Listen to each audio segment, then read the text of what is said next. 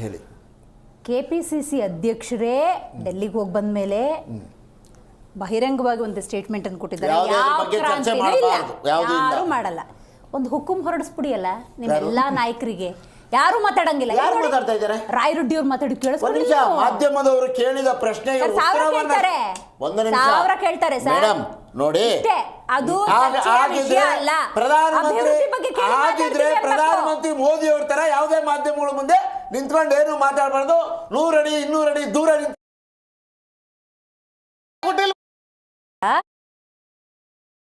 ಆಕಾಂಕ್ಷಿಗಳ ಸಂಖ್ಯೆ ಜಾಸ್ತಿ ಆಗ್ತಾ ಇರೋ ಸಮಸ್ಯೆ ಏನು ಅಂತಂದ್ರೆ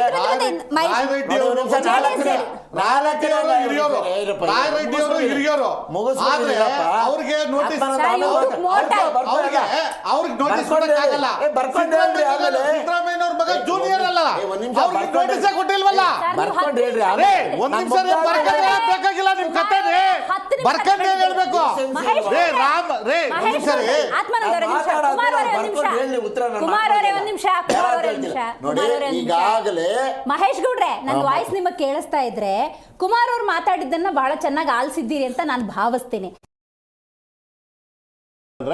ಹೈಕಮಾಂಡಿನ ಮಾತಿಗೆ ಕಿಮ್ಮತ್ತಿಲ್ಲ. ಹೈಕಮಾಂಡ್ ನಮಗೆ ದೂರದೃಷ್ಟಿಕೋನ ಇಟ್ಕೊಂಡು ಅವರು ಲಾಂಗ್ ಟರ್ಮ್ ಪ್ಲಾನ್ ಸಹ ಪ್ರಾಮಾಣಿಕವಾಗಿ ಎಲ್ಲ ಸಮಗ್ರ ಕರ್ನಾಟಕನ ಅಭಿವೃದ್ಧಿ ಮಾಡತರ ಇವರು ಅಂಕಿಅಂಶಗಳನ್ನ ಮಾಡಿಕೊಂಡು ಅಭಿವೃದ್ಧಿ ಕಾರ್ಯಕ್ರಮಗಳು ಕೊಟ್ಟರೆ ಅವ್ರು ಹಂಗೆ ಹೇಳಲ್ಲ. ಬರೀ ಚುನಾವಣೆ ಬಂದಾಗ ಮಾತ್ರ ಹೋಗ್ಬಿಟ್ಟು ಅವ್ರಿಗೆ ಬಾಯಿ ಮೊಸರು ಸರ್ಬಿಟ್ಟು ಆಮೇಲೆ ಬಂದ್ಬಿಟ್ಟು ಅವ್ರಿಗೇನು ಅಭಿವೃದ್ಧಿ ಮಾಡ್ತೀನಿ ಅನ್ನುವಂಥ ಪ್ರೆಸ್ ನೋಟನ್ನು ಮಾಡ್ತಾರೆ. ಅಲ್ಲಿಂದ ಎಲ್ಲ ಪತ್ರಕರ್ತರನ್ನ ಸತೀಶ್ ಜಾರಕಿಹೊಳಿ ಅವರು ಮೊದಲಿಂದನೂ ಸಹ ಅವ್ರ ಹೇಳಿದ್ದೇನು 28ಕ್ಕೂ ಕೂಡ ನಾನು ಸ್ಪರ್ಧೆ ಮಾಡ್ತೀನಿ.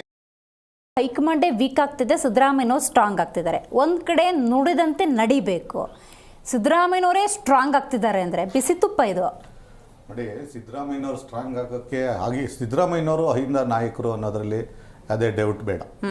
ಅವರ ಶಕ್ತಿ ಇದೆ, ಅದನ್ನ ನಾವು ಒಪ್ಕೊಳ್ಳೇಬೇಕು ಯಾರೇ ಆದರೂ. ಆದರೆ ಅದು ಕಾಂಗ್ರೆಸ್ಸಲ್ಲಿ ನಡೆಯಲ್ಲ. ಕಾಂಗ್ರೆಸ್ಸಲ್ಲಿ ಈ ಥರದ ವ್ಯವಸ್ಥೆ ಅವ್ರಿಗೆ ಚೆನ್ನಾಗಿ ಗೊತ್ತು. ಎಂತೆಂಥ ನಾಯಕರನ್ನು ಬಂದು ರಾತ್ರಿ ಬದಲಾವಣೆ ಮಾಡಿ ಫ್ಲೈಟ್ ಹತ್ಬಿಟ್ಟಿದ್ದಾರೆ. ಅದು ಒಂದು ಕಾಲದಲ್ಲಿ ಸಿದ್ದರಾಮಯ್ಯನವ್ರಿಗೂ ಕೂಡ ಈ ಕಳೆದ ಬಾರಿ 2 ತಿಂಗಳ ಹಿಂದೆ ಅವರ ಹೈಕಮಾಂಡ್ ನಾಯಕರು ಯಾರು ಕೂಡ ಭೇಟಿನೇ ಆಗಲಿಲ್ಲ. ಸೋನಿಯಾ ಗಾಂಧಿ ಅವರು ಭೇಟಿ ಆಗಲಿಲ್ಲ, ರಾಹುಲ್ ಗಾಂಧಿ ಅವರು ಭೇಟಿ ಆಗಲಿಲ್ಲ. ಆ ಭೇಟಿಗೆ ಪಾಪ ಒಂದು ದಿನ ಮುಖ್ಯಮಂತ್ರಿ ಅಲ್ಲೇ ಕಾದು ಕೂತಿದ್ರು. ಭೇಟಿ ಆಗದೆ ಇದ್ದಂಥ ಸಂದರ್ಭದಲ್ಲಿ ಅದೇ ಕರ್ನಾಟಕದ ಭವನಕ್ಕೆ ಬಂದು ಸಿದ್ದರಾಮಯ್ಯನವರು ಒಂದು ಪ್ರೆಸ್ ನೋಟನ್ನು ಮಾಡ್ತಾರೆ. ಅಲ್ಲಿಂದ ಎಲ್ಲ ಪತ್ರಕರ್ತರನ್ನ ಸೇರಿಸಿ ಅಲ್ಲೊಂದು ಹೇಳಿಕೆಯನ್ನು ಕೊಟ್ಬಿಟ್ಟು ಬರ್ತಾರೆ. 5 ವರ್ಷ ನಾನೇ CM. ಅಲ್ಲಿಂದ ಶುರುವಾಯಿತು. ಅದೆಲ್ಲವನ್ನು ನೋಡಿದ್ರೆ ಅದಾದಮೇಲೆ ಒಂದಷ್ಟು ಕೆಲಸ ಆದಮೇಲೆ DK ಶಿವಕುಮಾರ್ ಅವ್ರು ಹೋಗ್ತಾರೆ, ಭೇಟಿ ಆಗ್ತಾರೆ. ಸಿದ್ದರಾಮಯ್ಯನವ್ರಿಗೆ ಸಿಗದೇ ಇದ್ದಂಥ ಹೈಕಮಾಂಡ್ ನಾಯಕರು DK ಶಿವಕುಮಾರನ್ನ ಭೇಟಿ ಆಗ್ತಾರೆ. ಅದಾದ್ಮೇಲೆ ಬಂದಂಥ ಸಿದ್ದರಾಮಯ್ಯನವ್ರ ಹೇಳಿಕೆ ಇದೇ ಮಾಧ್ಯಮದಲ್ಲಿ ಹೈಕಮಾಂಡ್ ನಿರ್ಣಯ ಮಾಡಿದ್ರೆ ನಾನು 5 ವರ್ಷ CM ಆಗ್ತೀನಿ ಅಂತ ಸಿದ್ದರಾಮಯ್ಯನವ್ರು ಮತ್ತೆ ಉಚ್ಚರಿಸ್ತಾರೆ. ಎಲ್ಲೋ ಒಂದು ಕಡೆ ಶಾಸಕರ ಬೆಂಬಲ, ಸುರ್ಜೇವಾಲಾ ಅವರ ಹೇಳಿಕೆಗಳು, ಈ ಒಪ್ಪಂದ ಆಗಿದೆ ಅನ್ನೋದಕ್ಕೆ ಪೂರಕವಾಗಿ ಎಲ್ಲೋ ಸಿದ್ದರಾಮಯ್ಯನವ್ರಿಗೂ ಒಂದು ಕಡೆ ಅನುಮಾನ ಬಂದಿದೆ, ನಾಯಕತ್ವವನ್ನು ಬಿಟ್ಕೊಡ್ಬೇಕಾಗುತ್ತೆ ಅನ್ನುವಂಥ ಒಪ್ಪಂದ ಆಗಿರೋದ್ರಿಂದನೇ DK ಶಿವಕುಮಾರ್ ಅವರಿಗೆ ಚೆಕ್ಮೇಟ್ ಇಡುವಂಥ ಕೆಲಸಗಳನ್ನು ಇವತ್ತಿನ ದಿನಗಳಲ್ಲಿ ಮಾಡ್ತಾ ಹೋದರು. ಸ್ವಂತ ಮಗನ ಕೈಲಿ ಅವರು ರಾಜಕೀಯ ಅಂಚಿಗೆ ಬಂದಿದ್ದಾರೆ, ಇನ್ನೊಬ್ಬರ ನಾಯಕರನ್ನ ನಾವು ಕೊಡಬೇಕು ಅನ್ನುವಂಥ ಹೇಳಿಕೆ, ಮತ್ತೆ ಸಿದ್ದರಾಮಯ್ಯನವ್ರ ಬಾಯಿಂದನೇ ಬಂದಂಥದ್ದು ಕಳೆದ ಬಾರಿ ಹೇಳಿದಂಥ ಈ ಚುನಾವಣೆ ನನ್ನ ಚುನಾವಣೆ, ಕೊನೆಯ ಚುನಾವಣೆ ಅಂತೇಳಿ ಎಲೆಕ್ಷನ್ ನಿಂತು CM ಆದರು. ಮತ್ತೆ ಈಗ ಮೊನ್ನೆ ಹೇಳಿದ್ದೇನು 28ಕ್ಕೂ ಕೂಡ ನಾನು ಸ್ಪರ್ಧೆ ಮಾಡ್ತೀನಿ ಅನ್ನುವಂಥದ್ದನ್ನ ಮತ್ತೊಂದು ಚೆಕ್ಮೇಟ್ನ ಹೈಕಮಾಂಡ್ಗೆ ಇಟ್ಟಿದ್ದಾರೆ. ಇದು DK ಶಿವಕುಮಾರ್ ಅವರಿಗೆ ಚೆನ್ನಾಗಿ ಗೊತ್ತಿದೆ. DK ಶಿವಕುಮಾರ್ ಮತ್ತೆ ಯಾಕೆ ಡೆಲ್ಲಿ ಪ್ರವಾಸ ಮಾಡ್ತಾ ಇದ್ದಾರೆ, ಜಾರಕಿಹೊಳಿ ಅವರು ಯಾಕೆ ಪ್ರವಾಸ ಮಾಡ್ತಾ ಇದ್ದಾರೆ, ಇದೆಲ್ಲದೂ ಕೂಡ ನಮ್ಗೆ ಗೊತ್ತಾಗ್ತಾ ಇದೆ. ನಮ್ಗೆ ಯಾರಿಗೂ ಇದ್ರ ಬಗ್ಗೆ ಚಿಂತೆ ಇಲ್ಲ. ಅವರಲ್ಲೇ ಈ ಚೆಕ್ಮೇಟ್ಗಳು ಅವರನ್ನ ಇನ್ನೊಬ್ರನ್ನ ಓವರ್ಟೇಕ್ ಮಾಡುವಂಥದ್ದು, ಹೋಗುವಂಥದ್ದು, ಭೇಟಿ ಆಗುವಂಥದ್ದು ಒಪ್ಪಂದ ಆಗಿರೋದ್ರಿಂದನೇ ಈ ಕೆಲಸಗಳೆಲ್ಲ ಆಗ್ತಾ ಇರೋದು. ಒಂದಷ್ಟು ನಾಯಕರು DK ಶಿವಕುಮಾರ್ ಆಗ್ಬೇಕು ಅನ್ನುವಂಥದ್ದು, ಒಂದಷ್ಟು ನಾಯಕರು ಅಂಥದ್ದಿಲ್ಲ ಅಂದಿದ್ರೆ ಸಿದ್ದರಾಮಯ್ಯನವರ ಹಿಂಬಾಲಕರಿಗೆ ಹೇಳಿ ಅವ್ರ ಸಮುದಾಯಕ್ಕೆ ಹೇಳಿ ಪತ್ರ ಅಭಿಯಾನ ಯಾಕೆ ಮಾಡ್ಬೇಕಾಯ್ತು ಮೈಸೂರಲ್ಲಿ? ಪತ್ರ ಅಭಿಯಾನವನ್ನ ಏನು ಕುರುಬರಿಗೆ ಮಾತ್ರ CM ಸಿದ್ದರಾಮಯ್ಯನವರು ಇಡೀ ಸಮಸ್ತ ಜನ 137 ಸೀಟು ಮ್ಯಾಂಡ್ರೇಟಿ ಕೊಟ್ಟಿದ್ದಾರೆ ಈ ರಾಜ್ಯದಲ್ಲಿ.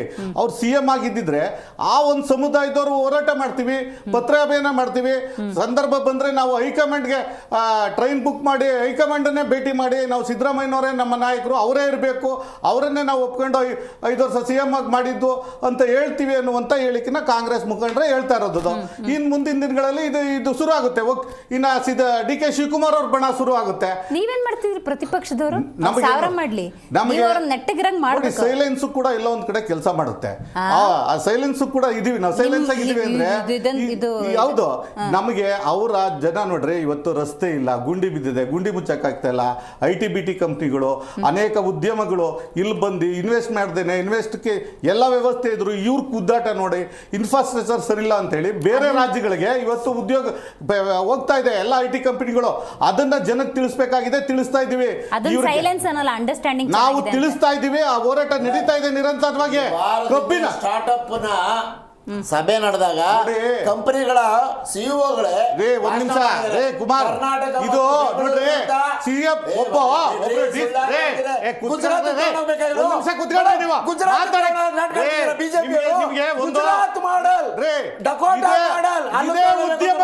ಉದ್ಯಮಿಗಳು ಈ ಬೆಂಗಳೂರಿನ ಮಾನ ಮರ್ಯಾದೆ ರಾಜಾಗ್ದಾಗ DK ಶಿವಕುಮಾರ್ ಅವರು ಉತ್ತರ ಕೊಟ್ಟಿದ್ದೇನು? ಏನಂತ ಉತ್ತರ ಕೊಟ್ಟರು? ಇರ್ಬೋದು, ಹೋದ್ರೆ ಹೋಗ್ಬೋದು ಅಂತ ಹೇಳಿದ್ರು. ಇವತ್ತು ಅವರನ್ನ ಕರ್ಸ್ಕೊಂಡು ಯಾರು ಮಾತಾಡ್ತಾರೆ? ಈ ಜನ ನಿಮಗೆ ಅಧಿಕಾರಕ್ಕೋಸ್ಕರ ಅಲ್ಲ, ಅಧಿಕಾರಕ್ಕೋಸ್ಕರ ಚುನಾವಣೆ. ಕಡೆ ಪಕ್ಷ ಬಿಜೆಪಿಯವರು ಆ ನರೇಶನ್ ಜನಾಭಿಪ್ರಾಯವನ್ನ ಖಂಡಿತ ಆಗಿದೆ ಮೇಡಮ್, ಖಂಡಿತ ಆಗುತ್ತೆ. ಈ ಮುಂದಿನ ಚುನಾವಣೆಯಲ್ಲಿ ಏನಾಗುತ್ತೆ ಅಂತ ಕಾದ್ ನೋಡಿ. ಚುನಾವಣೆಗಳು ಬರ್ತಾ ಇರುತ್ತೆ, ಪಾಠ ಕಲಿಸ್ತಾರೆ. ಇವರು ಸ್ವಾರ್ಥಕ್ಕೋಸ್ಕರ ಬರೀ ಅಧಿಕಾರ ಕಂಡು ಬಿದ್ದಿರುವಂತ ಕಾಂಗ್ರೆಸ್ಗೆ ಒಂದು ಚುನಾವಣೆಯಲ್ಲಿ ಪಾಠವನ್ನ ಪಕ್ಕ ಕಲಿಸ್ತಾರೆ.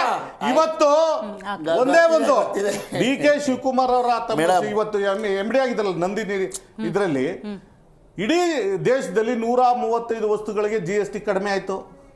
ಇವ್ರು ಬಂದ್ ಮಾಡಿದ್ದೇನೋ 60 ರೂಪಾಯಿ 40 ರೂಪಾಯಿ ಕಡಿಮೆ ಆಯ್ತು.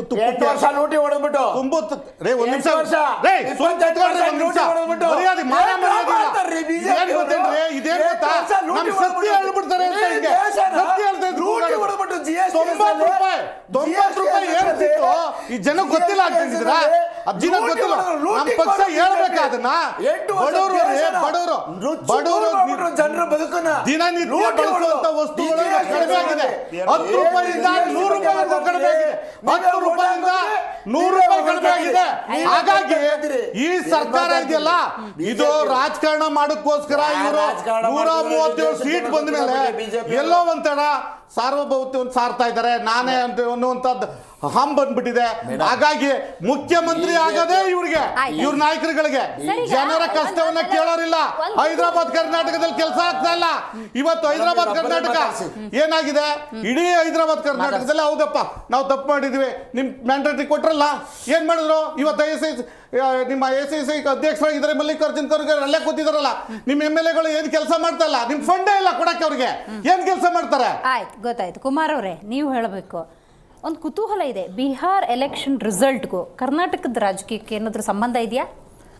ಖಂಡಿತವಾಗಿಲ್ಲ. BJP ಅವರು ಇವಾಗ ಏನು ಪುಂಖಾನುಪುಂಖವಾಗಿ ಮಾತನಾಡಿದ್ರಲ್ಲ, ತಮ್ಮ ತಟ್ಟೆಯಲ್ಲಿ ದೊಡ್ಡ ಎಗಣವೇ ಸತ್ತು ಬಿದ್ದಿದೆ. ನಮ್ಮ ಪಕ್ಷದ ಬಗ್ಗೆ ನೀವು ಮಾತಾಡಬೇಕು. ಸುಮ್ಮನಿರ್ರಿ, ಎಗಣವೇ ಸತ್ತು ಬಿದ್ದಿದೆ. BJP ಪಕ್ಷದಲ್ಲಿ ಎಗಣವೇ ಸತ್ತು ಬಿದ್ದಿದೆ ರಾಜ್ಯದಲ್ಲಿ. ನಮ್ಮ ಬಗ್ಗೆ ಮಾತಾಡ್ತಾರೆ. ವಿರೋಧ ಪಕ್ಷದಲ್ಲಿ ಕೂರಿಸಿದ್ದಾರೆ, ನಮ್ಮ ತಟ್ಟೆಯಲ್ಲಿ ಎಗಣ ಬಿದ್ದಿದೆ ಅಂತ ಹುಡ್ಕೋರ್ ನೀವು. ಈ ಜನದ ತಟ್ಟೆಗೆ ಏನಾಗ್ತಾ ಇದ್ದೀರಿ? ಆಯ್ತು ಮಾತಾಡಿ. ಇದಕ್ಕೆ ಹೇಳಿ ಮೇಡಮ್, ನಮ್ಮ ತಟ್ಟೆಯಲ್ಲಿ ನಾವು ಹೆಗಣ ವಾಸನೆ ಹೊಡೆಯುತ್ತಾ ಅದನ್ನ ಎತ್ತಾಕಿ ತೊಳೆಯೋ ಕೆಲಸ ಮಾಡ್ತೀವಿ. ಜನಕ್ಕೆ ತಟ್ಟೆಗೆ ಏನಾಗ್ತಾ ಇದ್ದೀರಾ ನೀವು? ನಿಮಿಷ ಬಿಡ್ರಿ. ನಾವು BJP ಅವ್ರ ಪ್ರಾಬ್ಲಮ್ ಏನು? ನಿಮ್ ಪ್ರಾಬ್ಲಮ್ ಏನಪ್ಪ? ಬೇರೆಯವ್ರು ಯಾರು ಮಾತಾಡ್ಬಾರ್ದ ದೇಶದಲ್ಲಿ? ನೀವು ಒಬ್ರು ಮಾತಾಡಿದ್ರೆ ಕೇಳಿಸ್ಕೊಡ್ಬೇಕು ಎಲ್ಲರೂ. BJP ಅವ್ರ ಪ್ರಾಬ್ಲಮ್ ಏನು ಮೇಡಮ್? BJP ಅವ್ರ ಪ್ರಾಬ್ಲಮ್ ಏನು? ಇವ್ರೊಬ್ರು ಮಾತಾಡ್ತಾ ಇರ್ಬೇಕು, ದೇಶದಲ್ಲಿರೋ ಬೇರೆಯವ್ರು ಕೇಳಿಸ್ಕೊಂಡು ಹೋಗ್ತಾ ಇರ್ಬೇಕು. BJP ವಕ್ತಾರರು, ಆ ವಾಟ್ಸ್ಆಪ್ ಯೂನಿವರ್ಸಿಟಿ, ಆ ಮೋಹನ್ ಭಾಗವತ್ ಅವರು ಹೌದಾ? ಅವ್ರು ಆ ಥರ. ಇವತ್ತಿನ ಜನ WhatsApp ಆಯ್ತು ಬಿಡ್ರಿ. ಸೋಷಿಯಲ್ ಮೀಡಿಯಾದಲ್ಲಿ ಅಲ್ಲೇ ಮೋಸ ಮಾಡಿರೋದು ನೀವು. ಇಬ್ರು ಅಲ್ಲೇ ಆಡಿಸ್ತಾರೆ ನೀವು ಜನರನ್ನ. ಮೇಡಮ್, ನೀವು ನನ್ನ ಪ್ರಶ್ನೆ ಕೇಳಿದಿರಿ, ಉತ್ತರ ಕೊಡಿ ಇವ್ರು ಯಾಕೆ ಸರ್. ಉತ್ತರ ಕೊಡ್ತಾರೆ ಮೇಡಮ್? ನೀವು ಸರಿಯಾದ ರೀತಿಯಲ್ಲಿ ಉತ್ತರ ಕೊಟ್ಟರೆ ನಾನು ಯಾಕೆ ಮಾತಾಡ್ದೆ? ನೀವು ನಮ್ಮ ಮೇಡಮ್, ಜೊತೆಲಿ ಅಗ್ನಬಿಟ್ಟಿದೆ. ನೋಡಿ. ಸೋಷಿಯಲ್ ಮೀಡಿಯಾ ಮತ್ತೆ ಅಮ್ಮ, ಈಗ ಇಷ್ಟೊತ್ತವರೆಗೂ ಪುಂಕವಾಗಿ ಮಹೇಶ್ ಗೌಡ್ರ ಹತ್ರ ಹೋಗ್ತೀನಿ. ಒಂದ್ ನಿಮಿಷ, ಕಾಂಗ್ರೆಸ್ ಬಗ್ಗೆ ಮಾತಾಡ್ತಾರೆ ಇವರು. ಯಾವ- ಒಂದ್ ನಿಮಿಷ ರೀ, ಡಿ.ಕೆ. ಶಿವಕುಮಾರ್ ಅವ್ರ ಬಗ್ಗೆ ಮಾತಾಡಿದ್ರು, ಸಿದ್ದರಾಮಯ್ಯ ಅವ್ರ ಬಗ್ಗೆ ಮಾತಾಡಿದ್ರು, ಎ.ಐ.ಸಿ.ಸಿ ಅಧ್ಯಕ್ಷರ ಬಗ್ಗೆ ಮಾತಾಡಿದ್ರು, ರಾಯರೆಡ್ಡಿ ಅವ್ರ ಬಗ್ಗೆ ನಾವೇನಾರು ಒಂದ್ ಶಬ್ದ ಮಾತಾಡಕ್ ಹೋದ್ರೆ ಇವ್ರದ್ದೇನ್ರಿ ತಕರಾರು? ನಿಮ್ ಸೋಷಿಯಲ್ ನಿಮ್ದೇನ್ರಿ ತಕರಾರು? ರಾಹುಲ್ ಗಾಂಧಿ ನಿಮ್ದೇನ್ ತಕರಾರು? ಬೇಡ. ನೀವು ಬೇಕಾದ್ರೆ ಎಷ್ಟಾದ್ರು ಮಾತಾಡ್ಬೋದಾ? ಆಯ್ತು. ಆತ್ಮನಗರ ನಿಮಿಷ. ಕಳ್ರು, ಮತಗಳ್ರು ಬಿಜೆಪಿ ಅವರು ಆಯ್ತು ಬಿಡಿ. ಈ ದೇಶದಲ್ಲಿ ಆಯ್ತು, ಆಯ್ತು. ಅವ್ರು ಕುರ್ಚಿಯಲ್ಲಿ ಕೂತಿರೋದೇ ಮತಗಳ ತರದಿಂದ. ನಿಮ್ ನಾಯಕರಿಗೆ ಕೋರ್ಟ್ ಹೋಗಕ್ಕೆ ಯೋಗ್ಯತೆ ಇಲ್ಲ, ಕೋರ್ಟ್ ಹೋಗಕ್ಕೆ ಯೋಗ್ಯತೆ ಇಲ್ಲ, ಒಂದು ಅಪೀಲ್ ಹಾಕಕ್ಕೆ ಯೋಗ್ಯ ಇಲ್ಲ, ಒಂದು ಕಂಪ್ಲೇಂಟ್ ಇವತ್ತು ಚುನಾವಣಾ ಆಯೋಗ ಹೇಳಿದೆ ಬಂದಿ ಕಂಪ್ಲೇಂಟ್ ಕೊಡಿ ಅಂತ, ಅದಕ್ಕೆ ಹೋಗಕ್ಕೆ ಯೋಗ್ಯತೆ ಇಲ್ಲ ಇವರಿಗೆ. ಮೇಡಮ್, ಈ ವಕ್ತಾರ ಹೇಳಿದ ಮಾತನ್ನ ಬಿಜೆಪಿ ಘಟಕದವ್ರು ಒಪ್ಕೋತಾರ? ಆಯ್ತು, ಚುನಾವಣಾ ಆಯೋಗದ ಮೇಲೆ ಕಂಪ್ಲೇಂಟ್ ಕೊಡಂಗಿಲ್ಲ ಅಂತ ಕಾನೂನು ತಂದಿರೋರು ಯಾರು? ಇದೇ ಬಿಜೆಪಿ ಅವರು. ಎಷ್ಟು ಚೆನ್ನಾಗಿ ಡೈವರ್ಟ್ ಮಾಡ್ತೀವಿ. ಏನ್ ಮೇಡಮ್ ಮಾತಾಡಿ ಸರ್, ಡಿ.ಕೆ. ಶಿವಕುಮಾರ್ ಅವ್ರ ಬಗ್ಗೆ, ಮಾತಾಡಿ ಸಿದ್ದರಾಮಯ್ಯ ಅವ್ರ ಬಗ್ಗೆ. ಚೆನ್ನಾಗಿ ಹೇಳಿ. ಚುನಾವಣಾ ಆಯೋಗ ಅಫಿಡವಿಟ್ ಕೊಡಿ, ಇವತ್ತಿನ ಸಬ್ಜೆಕ್ಟ್ ಮಾತಾಡಿ, ಇವತ್ತಿನ ಸಬ್ಜೆಕ್ಟ್ ಮಾತಾಡಿ ಸರ್ ನೀವು. ಕೇಸ್ ಹಾಕಂಗಿಲ್ಲ. ಇವರು ಯಾಕಡೆ ಹೋಗ್ತಾರೆ, ನೀವು ಇನ್ನೆಲ್ಲ ಹೋಗ್ತೀರಾ ಸರ್? ನನಗೆ ಜನ ನಿಮಗೆ ದೊಡ್ಡ ಮ್ಯಾಂಡೇಟ್ ಅನ್ನು ಕೊಟ್ಟಿದ್ದಾರೆ, ಆ ಮ್ಯಾಂಡೇಟ್ಗೆ ಗೌರವ ಕೊಡ್ತಾ ಇಲ್ಲ. ಇದ್ರ ಬಗ್ಗೆ ಹೇಳಿ. ಜನ ಕೊಟ್ಟಿರೋ ಮ್ಯಾಂಡೇಟ್ಗೆ ನೀವು ಗೌರವಯುತವಾಗಿ ನಡ್ಕಂತ ಇಲ್ಲ. ಬೆಲೆ ಏರಿಕೆ ಆಗಿದೆ, ಅತ್ಯಾಚಾರದಂತ ಪ್ರಕರಣಗಳಾಗ್ತಿದೆ, ಮೇಡಮ್, ಬಾಣತಿ ಸಾವಾಗಿದೆ. ಈ ಎಲ್ಲ ಸಮಸ್ಯೆಗಳ ಕಡಿಮೆ ನೋಡಿ. ಪ್ರತಿ ಸತಿ ನೀವು ನಿಮ್ಮ ಬಗ್ಗೆ ಕೇಳಿದ್ರೆ ನೀವು ಅವ್ರ ಬಗ್ಗೆ ಹೇಳ್ತೀರಿ. ಬಿಹಾರ್ ಎಲೆಕ್ಷನ್ ಅಲ್ಲಿ ಇದೇ ಮೀಡಿಯಾಗಳು ಬಿಹಾರ್ ಎಲೆಕ್ಷನ್ ಅಲ್ಲಿ ಅಲ್ಲಿನ ಮಹಿಳೆಯರನ್ನ ಮಾತಾಡ್ಸಿದ್ದಾರೆ. ಆ ಮಾತು ಕೇಳ್ಕೊಳ್ಳಿ. ಚುನಾವಣೆ ರಿಸಲ್ಟ್ ಆಮೇಲೆ ಇರ್ಲಿ ರೀ, ನಿಮ್ ಮಾಹಿತಿ ಇಲ್ಲ ಅಂದ್ರೆ ನಾನು ಹೇಳಕ್ಕಾಗಲ್ಲ. ಚುನಾವಣೆ ಬಿಹಾರಲ್ಲಿ ನಡೀತಾ ಇರುವಾಗ ಮಾಧ್ಯಮದ ಮಿತ್ರರು ಅಲ್ಲಿನ ನೀವು ಯಾರಿಗೆ ಸಪೋರ್ಟ್ ಮಾಡ್ತೀರಾ ಅಂತ ಮಾತಾಡಿದಾಗ ಇವತ್ತು ಮೋದಿ ಅವ್ರು ಮಾಡಿದಂಥ ಬೇಟಿ ಬಚಾವ್ ಆಗ್ಬೋದು, ಬೇಟಿ ಪಡಾವ್ ಆಗ್ಬೋದು, ಇದೆಲ್ಲ ನಾ ಹೇಳ್ತಾ ಇದಾರಲ್ಲ, ಆ ಜನ ಮಾತಾಡ್ತಿದ್ದಾರೆ. ಅದನ್ನ ಮನೆಗೆ ಹೋದ್ಮೇಲೆ ಕುತ್ಕೊಂಡು ಕೇಳಿಸ್ತಾರೆ. ಅಯ್ಯೋ, ಇವ್ರು ಬೇಟಿ ಬಚಾವ್ ಅದು ನನಗೆ ಸರ್ ಈಗ I am talking about Karnataka. Madam, ಕರ್ನಾಟಕದ ಬಗ್ಗೆ ಅಷ್ಟೇ. ಮೇಡಮ್, ನಾವು ಕರ್ನಾಟಕದ ಜನತೆ ನಾವು PICM ಮತ್ತು ಇವ್ರದ್ದು 40% ಅದೇ ಅದಕ್ಕೂ ಒಂದು ದಾಖಲೆ ಕೊಡಕ್ಕಾಗಿಲ್ಲ. ಒಂದ್ ನಿಮಿಷ ಮಾತಾಡ್ಸಿ ಮೇಡಮ್. ಅದಕ್ಕೆ ನೋಡಿ ಮಾತಾಡ್ಬೇಡಿ. CM ನಾನೊಬ್ಬ ರಾಷ್ಟ್ರೀಯ ಅವ್ರ ಸಮಯ ಇದೆ. ಒಬ್ಬ ಇವ್ರಿಗೆ ಯೋಗ್ಯತೆ